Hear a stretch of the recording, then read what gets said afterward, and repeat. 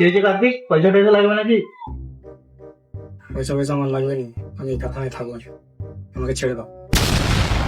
তোমার মুখে এসব কথা শুনছি কেন? তুমি আজকে আমার কারখানায় বিল বলে কাজ করছো, কি হয়েছে? কি হয়েছে বলো। সে তুমি আমাকে কারখানা দেখভাল করার জন্য বলেছিলে তো? হ্যাঁ হ্যাঁ, তো বলেছিলাম।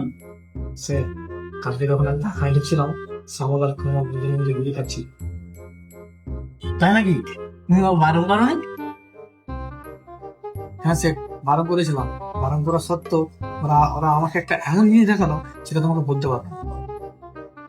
কি এমন জিনিস দেখালো তোমার, তুমি আমাকে বলতে পারবে না? দেখাচ্ছি সে,